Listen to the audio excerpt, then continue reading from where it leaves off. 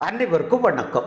கடந்த நாடாளுமன்ற தேர்தல் அப்போ மத்திய சென்னை தொகுதியில தேர்தல் பிரச்சாரம் பண்ணின ஆளுமையார் எடப்பாடியார் தொகுதி எம்பியான தயநிதி மாறன் தன்னோட தொகுதி மேம்பாட்டு நிதியை சரியா செலவழிக்கல, 75% தொகையை பயன்படுத்தவே இல்லைன்னு குற்றம் சாட்டி இருந்தாரு.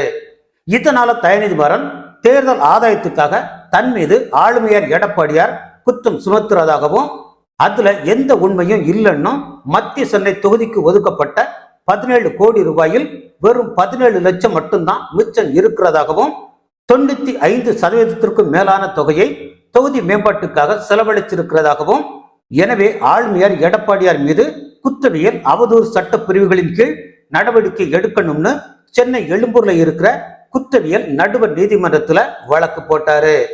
இந்த வழக்கு சென்னையில இருக்கிற எம்பி எம்எல்ஏக்கள் மீதான வழக்குகளை விசாரிக்கிற சிறப்பு நீதிமன்றத்துல நடந்துகிட்டு இருந்துச்சு. இது விசாரணைக்கு வந்தப்போ ஆளுமையார் எடப்பாடியார் சார்பா அவரது வழக்கறிஞர் ஐயப்பராஜ் ஒரு மனு தாக்கல் செஞ்சார்.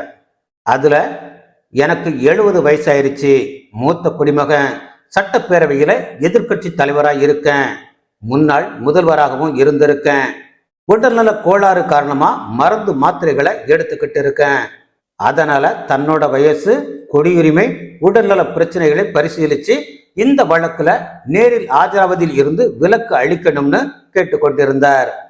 இதையடுத்து நீதிமன்றம் விசாரணையை செப்டம்பர் 19ஆம் தேதிக்கு தள்ளி வச்சிருச்சு.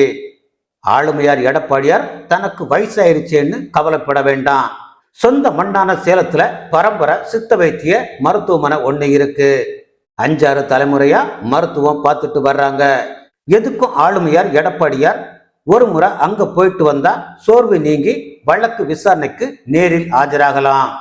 விலக்கு கேட்டு யாருடைய காலிலும் தவழ வேண்டிய அவசியம் இருக்காது.